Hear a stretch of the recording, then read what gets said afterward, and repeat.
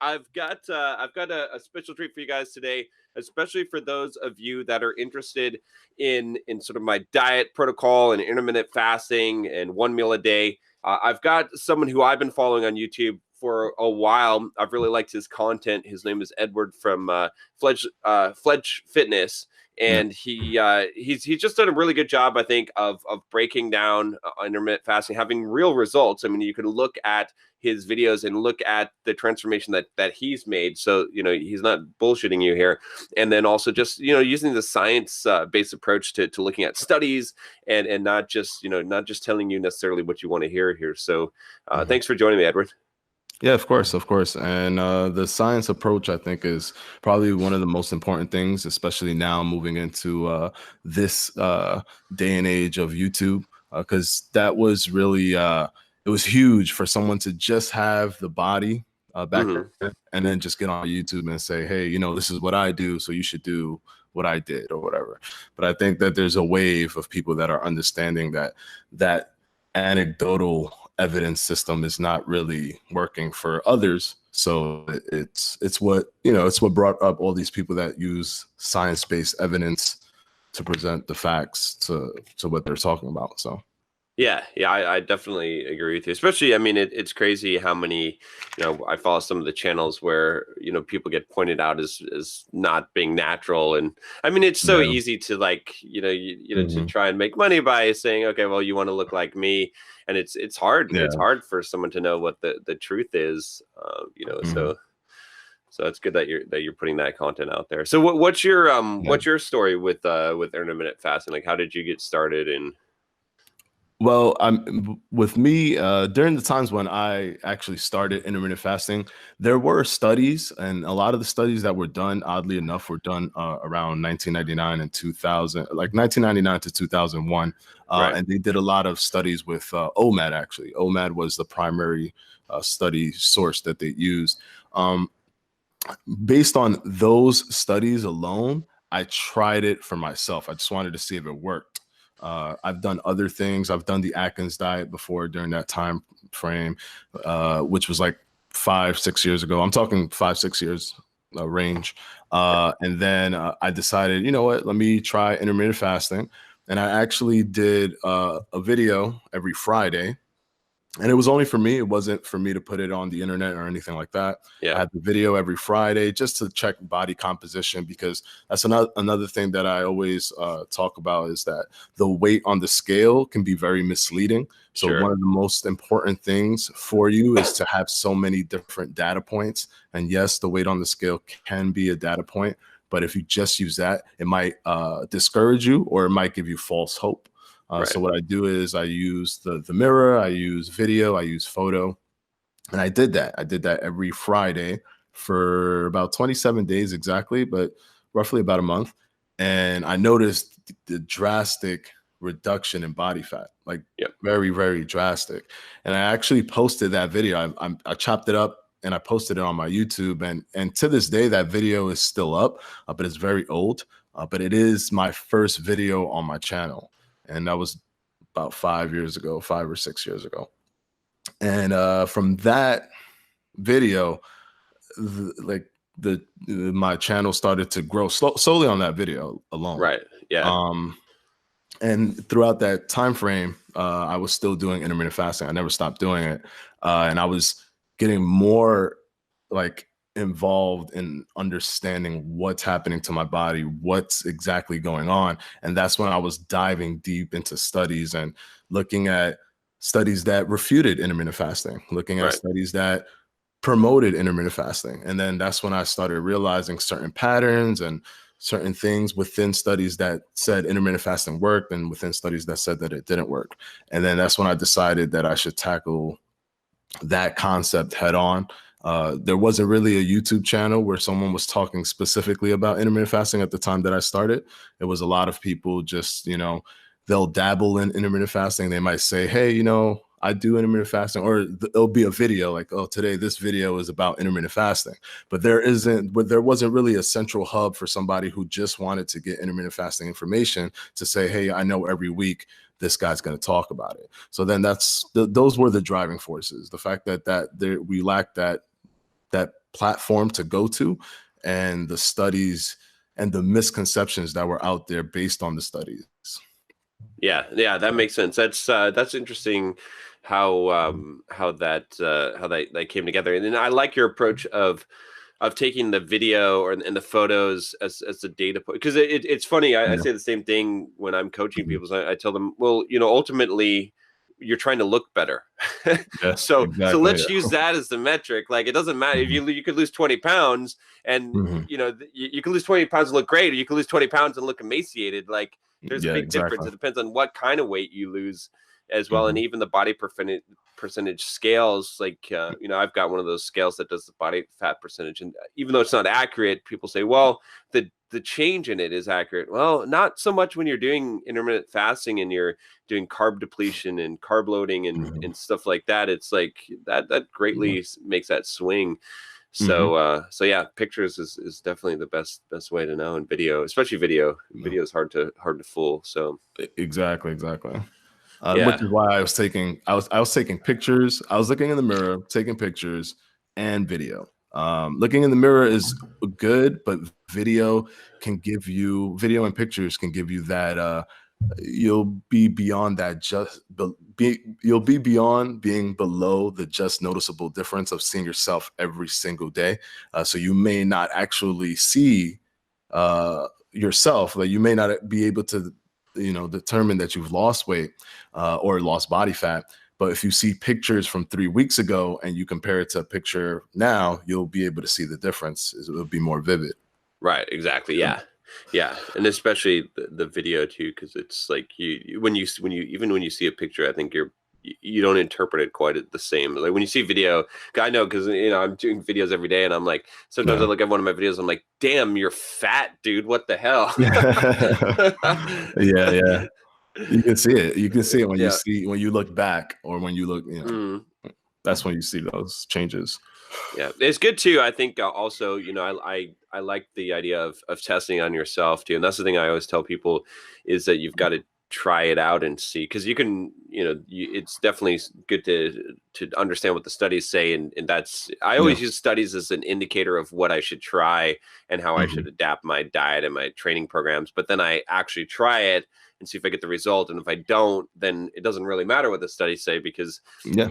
it, even if I'm the non-responder group, then I just found that out too. So Yeah, and that's the thing too. A lot of people don't understand. Some people look at the study's conclusion and say, "Oh, well, that's the conclusion of the study," and that's important because that's data that'll show us what's the probability of something happening. But right. in every single study, you will always have even if a study says this proves it works, right? You'll always have a big percentage of people that it worked for and a Hmm. small percentage of people that it didn't work for.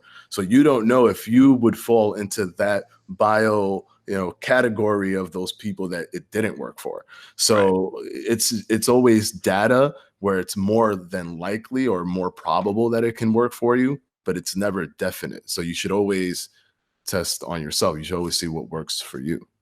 Yeah. Now, what have you found to be the most effective? Like, for, I think a lot of the people that I talk to, especially Mhm. that I'm coaching, they're looking for, they want to get six pack abs, they want to get Yeah. lean, right?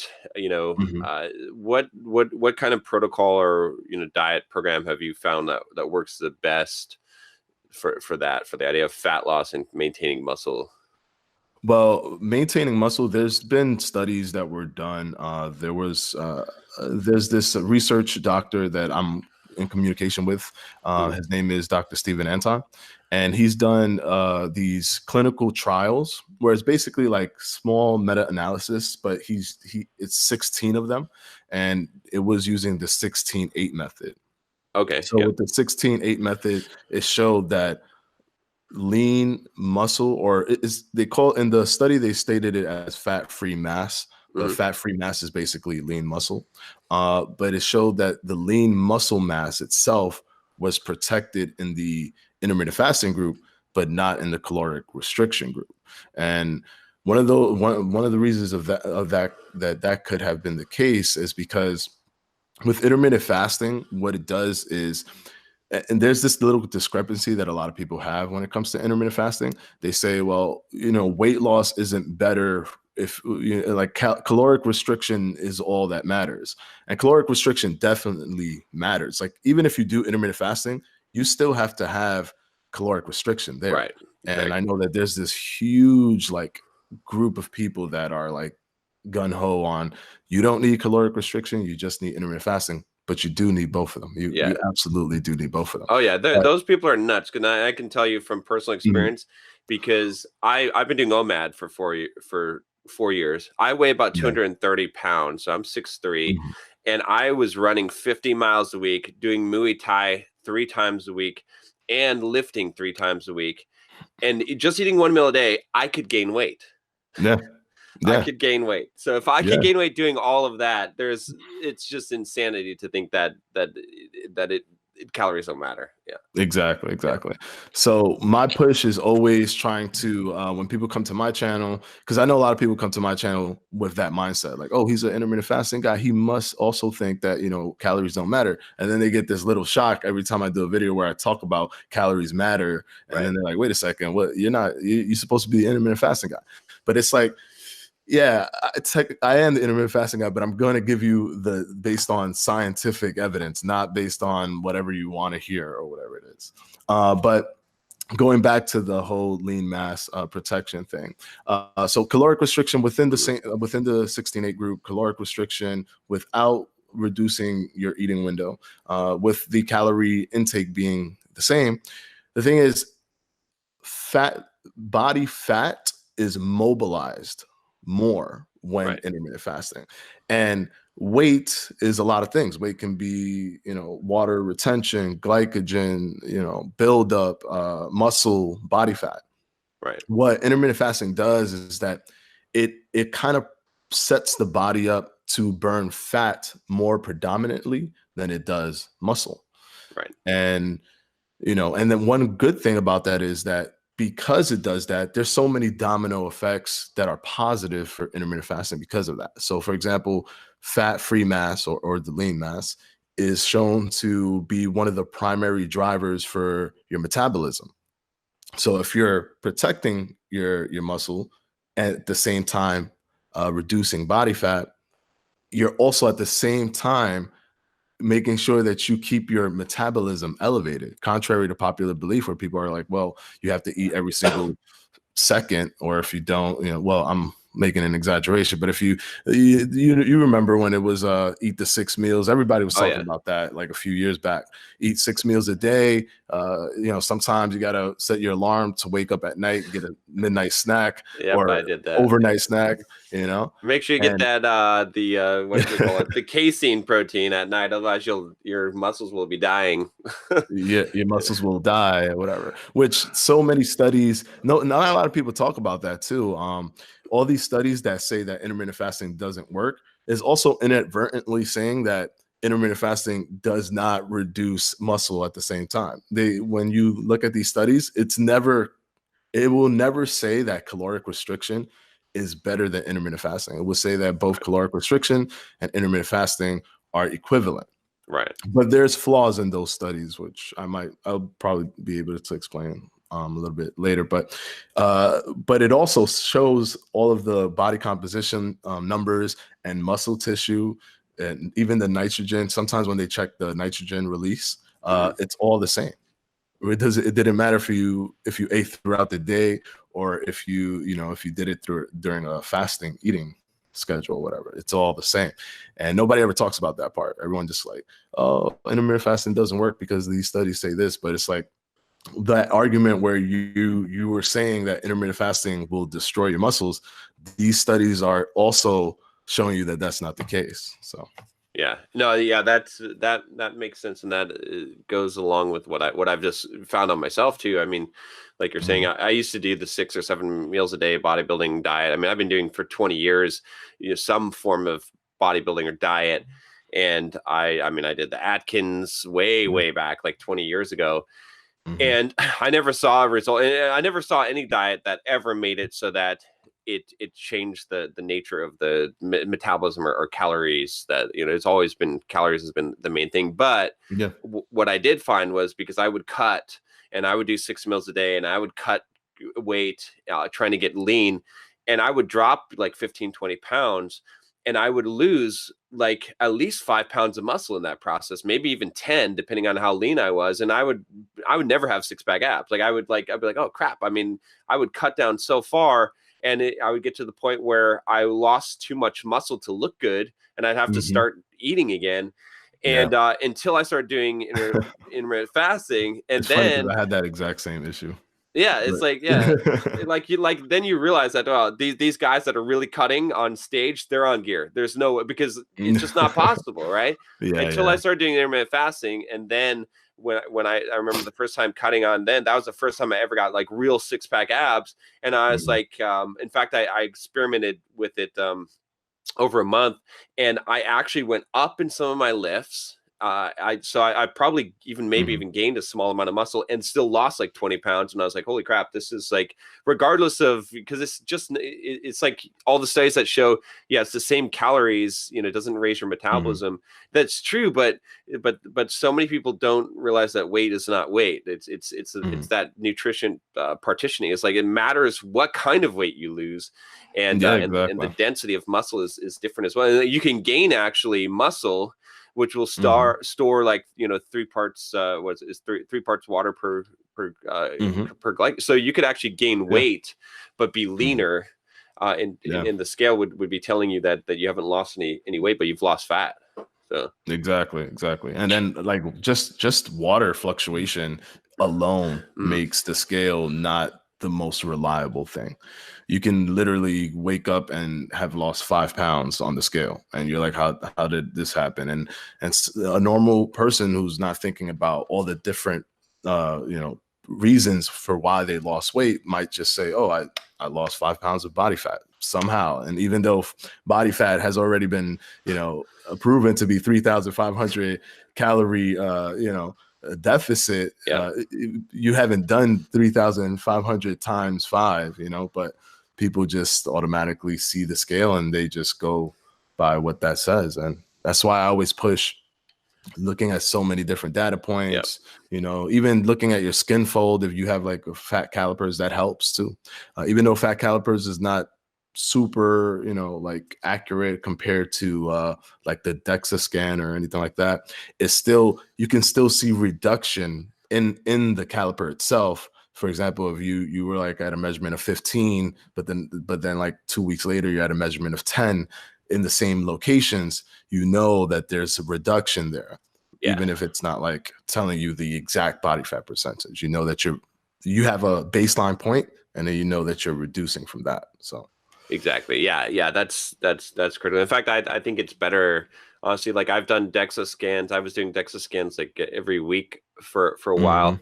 And the water weight made a big difference because, I could do a DEXA scan from 1 week, and it's like, I'm pretty sure I didn't lose 5 pounds of muscle in 1 week, right? It's like, but the DEXA scan is again, it's going to be somewhat flawed. Plus, there's so many like error points of how things are lined up. And also when they finish doing the scan, they have to take and put in, draw the lines in, right? And just a little bit of a difference can make it's a good relative number, but checking the fat caliper, I think makes a lot of sense. And plus, the other piece is like, I don't know, like it works the other way too, right? It's like, I don't know if you've ever done this, but like after Thanksgiving dinner, my biggest record for like a swing is 20 pounds up. So I could literally from 24-hour period, 20 pounds up on the scale.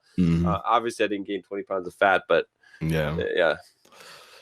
a lot of people, that's what I'm saying. A lot of people don't understand that. And those things, the sad part is that those things, demoralize people, and they'll stop whatever they're doing because they don't think it works. And then they'll just like go super heavy on like giving up, where they're just eating whatever they want because they're in their heads. They're like, what's the point?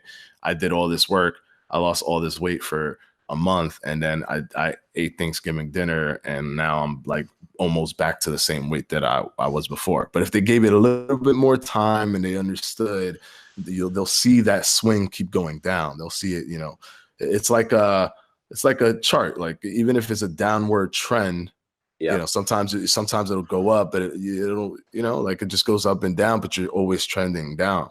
So a lot of people need to understand that, just so that they don't lose the motivation, even if they don't do intermittent fasting. And that's one of the things that like I'm very like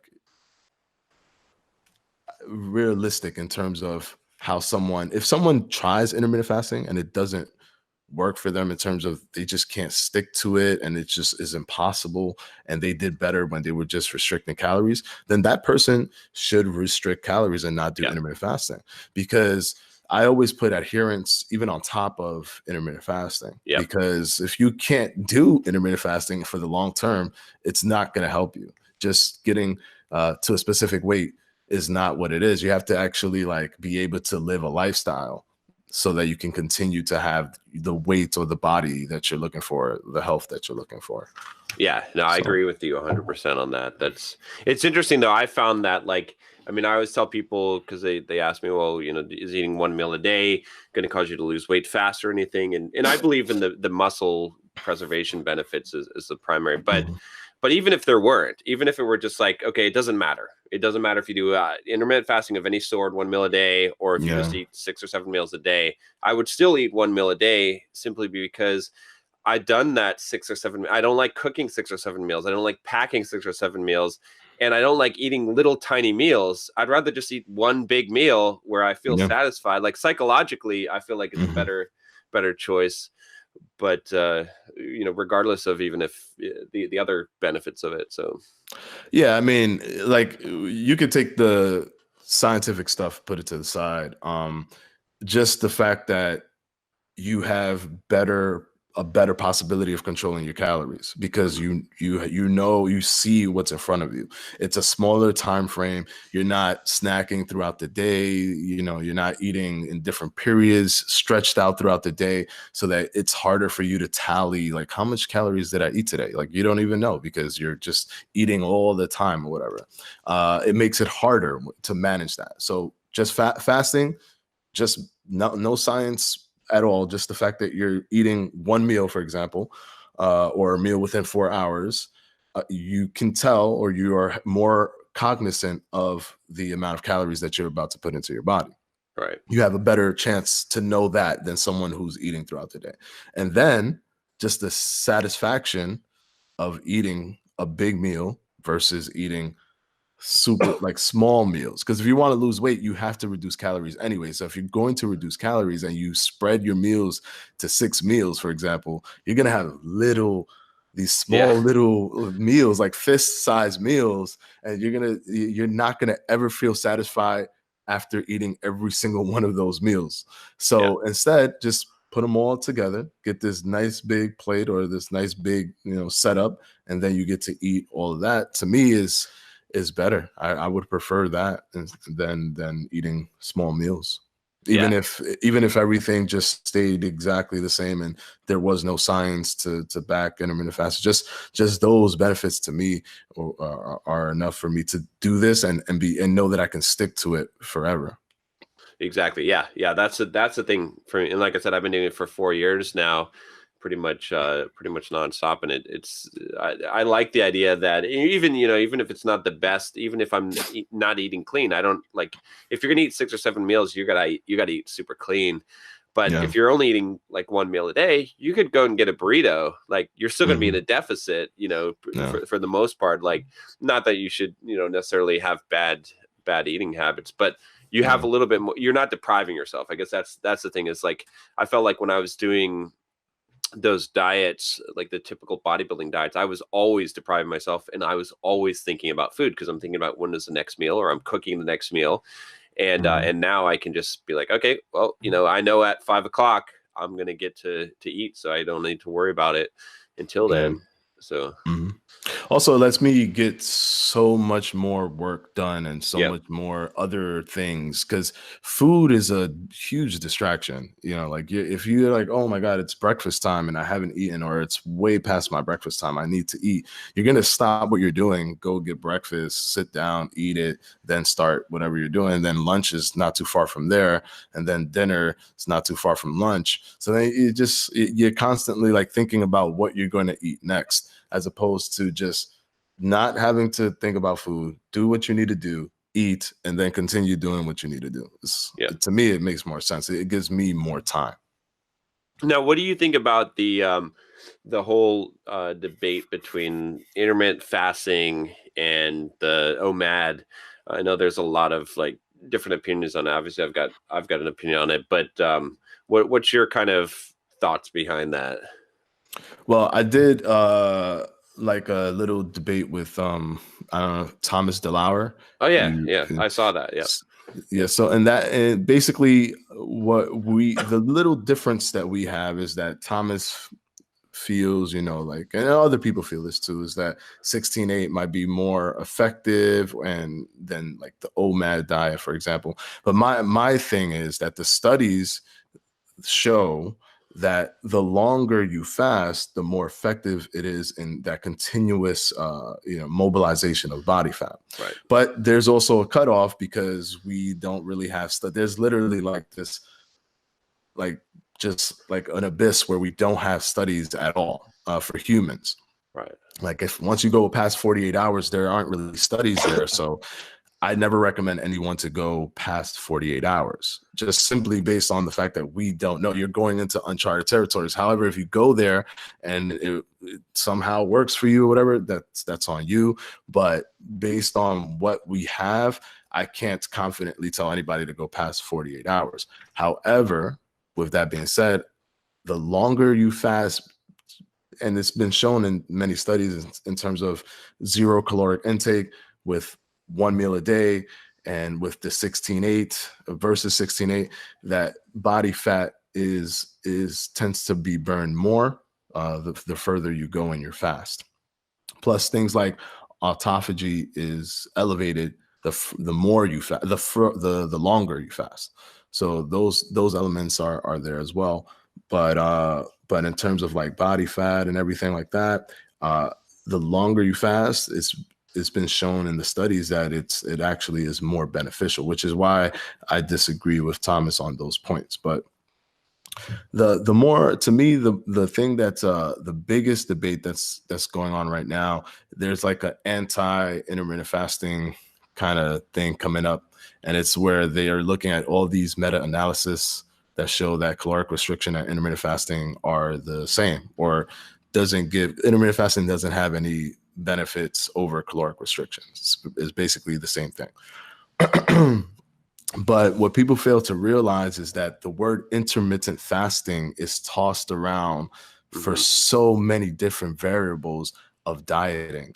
I mean, you can eat 1,000 calories, and that's considered the fasting part of your intermittent fasting regimen. 1,000 calories is you're consuming food. Right. You're giving your Insulin's body gonna the yeah. insulin's going to Yeah. go up, your hormones like oxidative stress might go up, all these different trigger points that would happen if you have zero caloric intake. They're not happening because you're consuming food. The biggest meta-analysis that has been done, which was done in 2016, is a 40-study meta-analysis. And that meta-analysis shows that intermittent fasting has no benefit, right? But once you look into the meta-analysis, you see that it's broken into all these different parts, none of which compare intermittent fasting to caloric restriction.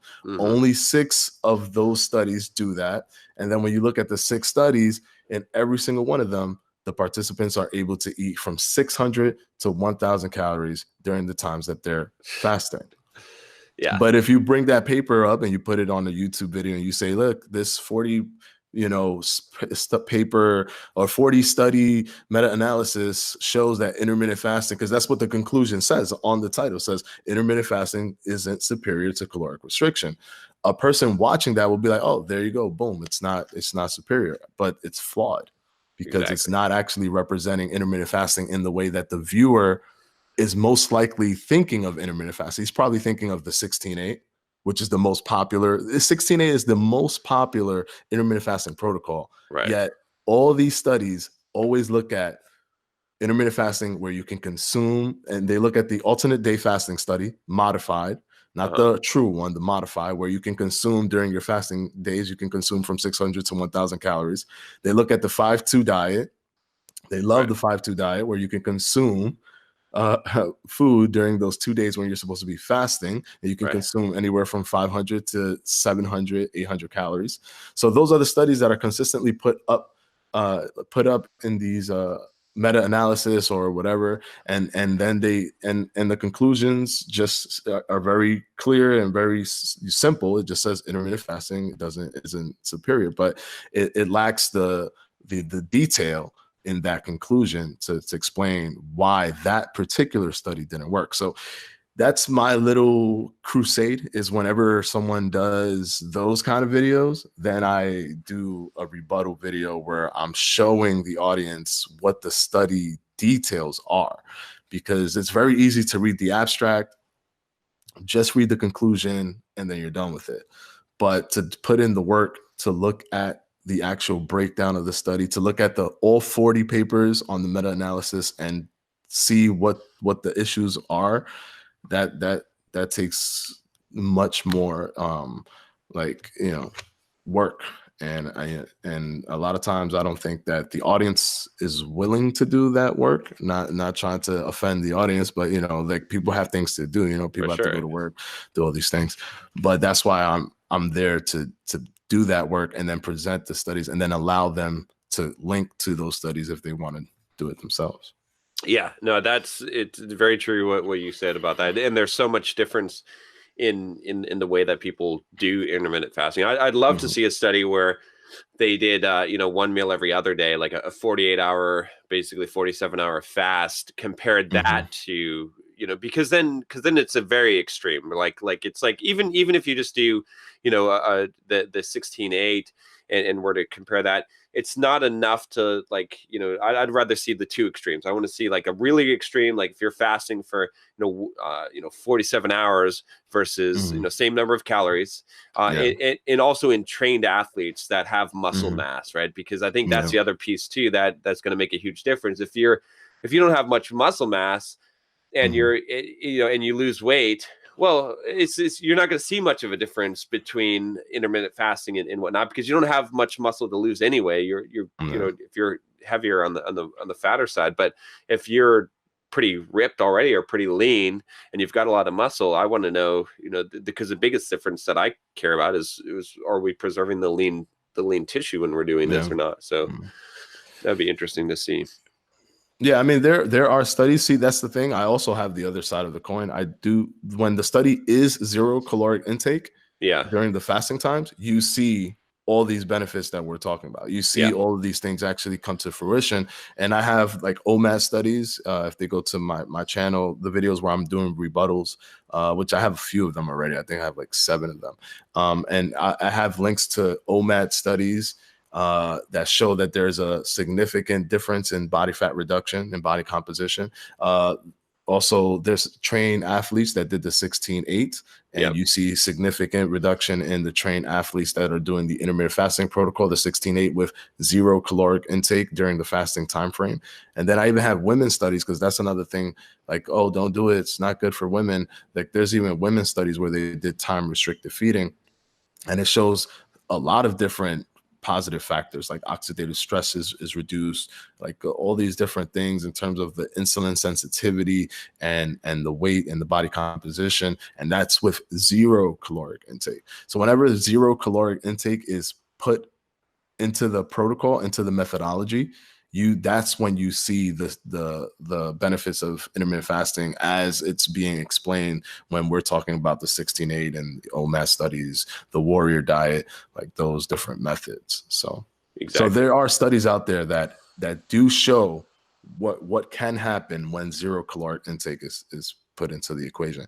My actual ideal studies, any of those intermittent fasting regimens, but and I don't know if you know about a metabolic ward study, where it's they put everybody in this like kind of like a location, and they're compensated very well because they can't go home to their families. So it's like 2 months where they're completely entrapped with just the scientists feeding them the food. That's what I would love to see. Like I would love to push to see that, because then we would get almost like the data will be very, very telling if it works or if it doesn't work. Like, you know, like if what's the trigger, what's actually happening to the body. And of course, with the metabolic ward, they'll be using a metabolic chamber. So they'll see energy, you know, expenditure, they'll see the body fat, they'll use all these different metrics. And that's my dream study, a metabolic ward study with intermittent fasting with 0 caloric intake, not any kind of, you know, 600 to 1,000 calorie nonsense. Yeah, it'll be like Biosphere. People would go nuts, kill each other. but yeah, that's, you know, we need that kind of accurate studies. But eventually they'll come along, and I think but I think you know, the people that try, again, it's like you try that on yourself and you see what works, and I know like you can show me whatever studies you want. I know what is working for me, right? And it's like that because I've tested it. And I agree with you on the you know, the intermittent fasting versus the 1 meal a day. Like I do the 1 meal a day because I started off doing IF, you know, the lean gains, you know, Martin Burkham and, you know, 16-8 and what I found was when I was doing that, and I, you know, this is, you know, possibly just me, but I found that what I was essentially doing was skipping breakfast. And that's and what was happening though was I was eating a bigger lunch and a bigger dinner. And so I was actually gaining weight or staying the same. But the reason why I switched to the 1 meal a day or started trying that was like, well, you know what? Just skipping breakfast is not enough of a deficit. Like I can make that up pretty easy. But when I said, okay, well, if I skip lunch or breakfast and lunch and I just eat dinner, yeah, I can go over my maintenance calories. Like, but if I'm eating fairly clean, it's really hard. Like it's a lot harder when you sit down and try to eat like, you know, a 3,000 calorie meal that's clean. That's a lot of food. That's like trays of food. That's like, you know, I mean, you can go to Cheesecake. You can go to Cheesecake Factory and blow through 3,000 calories. You know, so that's the other thing people always tell me is they're like, oh, I can't possibly eat, you know, my maintenance if I only eat 1 meal a day. I'm like, well, I mean, you know, it depends on what you eat, really. Like, exactly. You can cook things in butter, and you can definitely get the calories up. But yeah, for me, that was the biggest thing, was that just you just being able to eat one meal, like skipping breakfast and lunch, made the biggest difference, because it's so much harder to go over your maintenance. Like I'm almost always in a deficit. And then if I'm not in the deficit, I sometimes will switch. I'll fast for, you know, I'll do 1 meal every other day. And that's a little harder to do, but that you're almost guaranteed. Like there's no way that you can really catch up into calorie wise. It's difficult. It's difficult. Now the other benefits. So curious on your take on this. You know, again, this is just my own like conclusions from what I've seen. I feel like, because I've been doing the 1 meal a day for 4 years now, I feel like since I started it, that I've basically stopped aging to some degree. Like, I mean, obviously I'm still aging, you know, but I feel like, I mean, when I look at my skin, I look at my face, and I look at, you know, just the indicators of age, a lot of people, you know, tell me that I look younger, and I feel like I have basically slowed down the aging process. I know there's a little bit of science to back this up, but what's your, you know, do you have some thoughts on that?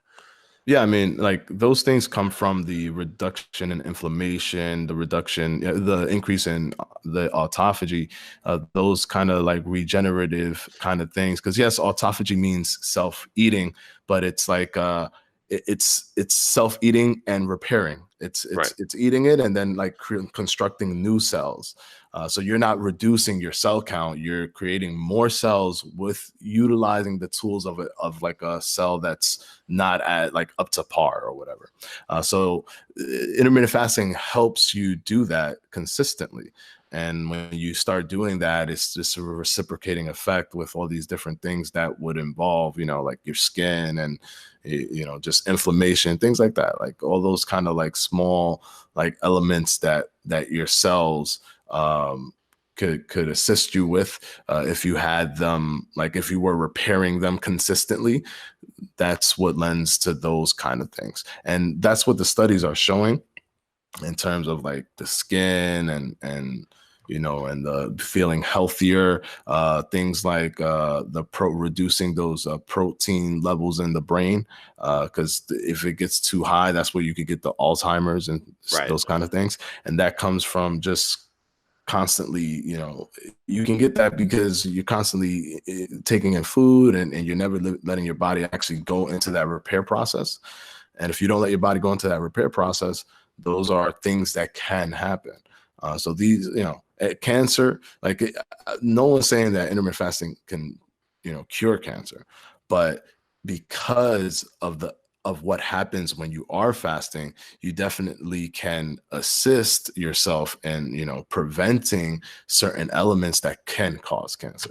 So, if you're constantly regenerating healthy cells, those are things that you can do to help you make sure that you're doing your best to not produce a cancer cell or whatever, even though we don't know specifically why cancer, goes into the body or just comes out of nowhere.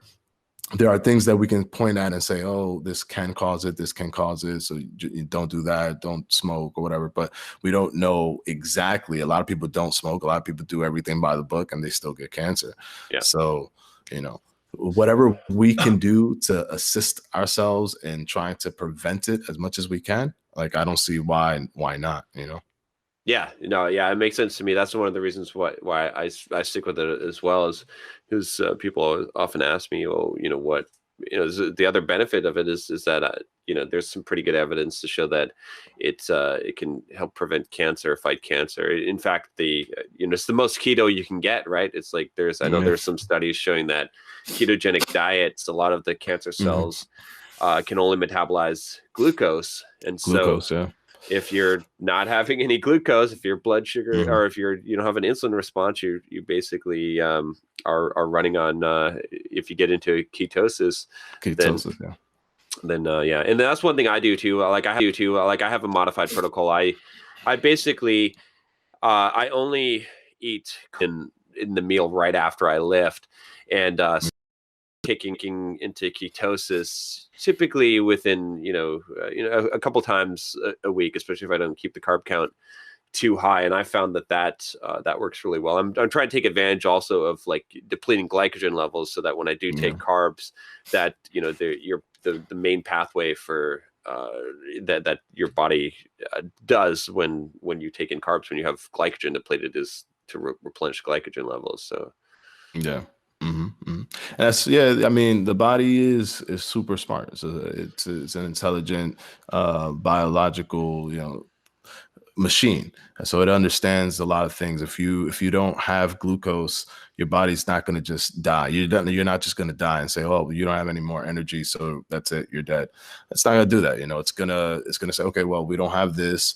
Let's work with the liver and create this, the beta hydroxybutyrate, start sending ketones to the brain. And then now we're powering ourselves using elements of body fat. Oh, here we go. Like, the body is smart. So just if you eat carbs, you're going to have a glucose and your body's going to have that plentiful. If you don't eat it, your body's still going to be effective. One thing that I get from a lot of people is like, well, why would you fast? How do you go to the gym on a fasted state? Like, wouldn't you pass out? And it's like, no, you don't. Your body, and a lot of people don't know this too.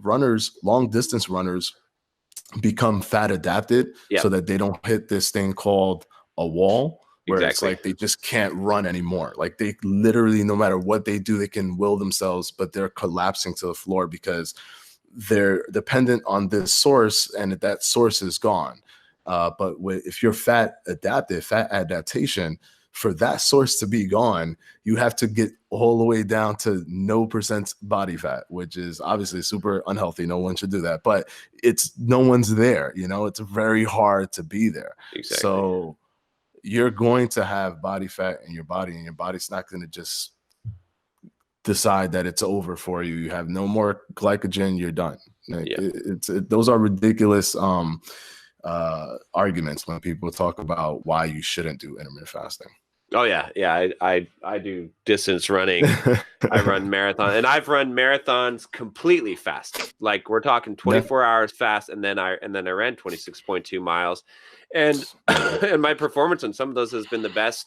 I've hit PRs completely Hmm. fasted.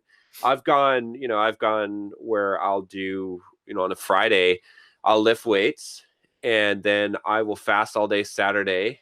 Fast Friday night, fast all day Saturday, run 10 miles, fast all day Sunday, run 10 miles, fast all day Monday, lift weights again for 2 hours, and then finally break the fast and eat. And I'll hit PRs on the Monday weightlifting session. So it's like, Hmm. it's just, I think we've been kind of programmed to say the same programming that says eat a good breakfast, like most important meal of the Hmm. day, is that, oh, you Yeah. need food in order to have energy. And I think maybe like, if I know from some of the people I've coached, when you first start doing any kind of fasting, that your blood sugar doesn't regulate quite as well, Hmm. but after a week or so, then you still, even though you don't have to keep on taking in carbohydrates in order to keep your blood sugar up, right? Have you Yeah. have you seen that kind of effect? And I guess that's a good question I was going to ask you too, is Mhm. like tips for people just starting out, because I know that's a lot of people give up real quickly because they're like, oh, this doesn't Yeah. work for me, I'm getting dizzy and and whatnot. Mhm. What do you think about that? Well, I mean, everything has an adaptation time frame. So I always tell people to go in very slowly. Hmm. Don't jump into an OMAD right away if you're worried about that. If you sense fear that you might not be able to do it because you're so connected to the whole process of breakfast, lunch, and dinner, and that's been part of you, that's a habit. That's a habit that you have. And as any habit, doesn't matter if it's good or bad, if you're going to stop it, it's going to be a difficult situation for you, or Yeah. it's going to be a challenge. One thing that I like to put, like, as a comparison, is someone, for example, who's an addict on heroin. If you take a heroin addict and you take heroin away from him, he's going to feel like crap for the Right. first week, second week, third week, whatever the case, how long that takes. But then there's this moment where the body's like, oh, I'm not getting this anymore. You know what? Let's adapt. Let's start doing what we need to do so that we can get what we need without that heroin. And then that person's better off than he was when he was doing the heroin to Yep. begin with. But he had that period. And some people, if you give up within that little period, within that time frame where you're like, I don't feel this energy, I don't feel this, I don't feel that, I feel weak, I feel like the appetite to eat all the time. If you give up during that time frame, then you'll never be able to actually reap the rewards of intermittent fasting or see how good it can be for you, because you gave up during that time when your body was doing the transition. So if it's worrisome for you, I would say try to start slow. I always say the entry level intermittent fasting protocol where you can still get benefits is the 16-8. Yeah. If Yeah. you could get into the 16-8, then you should be okay. And then once, a lot of people that I've noticed, once they start doing the 16-8 and they get in that rhythm, that's when they're like super brave. They're like, oh, you know what? I'm going to do the warrior diet. I'm going to do 4 hours of eating and 20 hours of fasting. Or they'll be like, you know what? I'll do one meal a day. Like, that's when they get that feeling like, I can do this. Then why not just go a little bit further and go like to the warrior diet setup or to the OMAD setup? Because they understand that how they felt before they did the 16-8 and how they felt after a few weeks, and they notice that they're okay. And then they're like, okay, so then they get that confidence that they'll be okay when it's all said and done if they go into the warrior diet or the OMAD diet. Yeah. Yeah, that makes sense. I think that's the best way to proceed, because you make those small steps and make those changes, and then I know for me, like when I done the OMAD, it took about 2 weeks before like I stopped being hungry. Like now I get Mhm. hungry about maybe like 3 o'clock, but then I go and do my workout at 3, and so I'm fine until 5 o'clock. But Yeah. yeah, the first 2 weeks I remember being brutal, but I had cut right over to it. Right, I had done, moved the window slowly, I think it would have been a better adaptation process. So Yeah. Yeah. Yeah. cool. Definitely. Definitely. Well, guys, definitely make sure that you check out Fledge Fitness. Go check out. We'll put a link in the cards and in the description. And like I said, really good channel that Edward has here, and just he gives really solid science and advice. I'm always I'm always subscribed because I'm looking to see, like, I know that whatever the new study comes out, or the new topic that I'm gonna find it Yeah. there. So Mhm, I mhm. appreciate that. Yeah, of course, of course. Thank you for having me. This was good little talk. I like having talks on intermittent fasting. I really like just cutting through all the stuff that people are hearing and that's Yeah. confusing them. That's why I wanted to really talk about the fact that a lot of these studies use calories when you're supposed to fast, because people don't know that. And the titles, the titles throw people off. The results throw people off. The abstract throw people off. So breaking down the study is important, and I understand that now a lot of people want to do that. So that's why even if a study comes out tomorrow, I'm constantly searching to see these studies. If they're behind a paywall, I buy the studies, I Yeah. look at them, I do everything to inform people of the other side. I know that there's going to be a lot of people out there that says intermittent fasting doesn't work and show their studies. So that's why I'm always showing the other side, so you can make a more informed decision. Yeah, no, I appreciate that, and that's really like, and I, I just to say, like, people ask me all the time when I tell them, they're like, "Oh, so do you eat a protein shake during the day?" When I say, when I say, it's like they don't understand really what fasting is. Like, it's like, or Yeah. even just things like, "Oh, what about, can I put creamer in my coffee?" I'm like, well, yeah, you'll technically be breaking the fast. Like, you'll still be in a calorie deficit, but you'll be breaking the fast. Like, you'll have an insulin response. But Yeah. most people don't know, or can I have a diet soda? Well, just 0 calories, so you're not going to break the fast. Yeah. But yeah, so there's a lot of confusion, I think, Mhm. unfortunately, around it. So it's good that you're providing some clarity. So, uh, Yeah. all right, man, it was good to have you on the Yeah. channel, and yeah, keep up the good work. Oh, thank you, man. Have a good one, guys.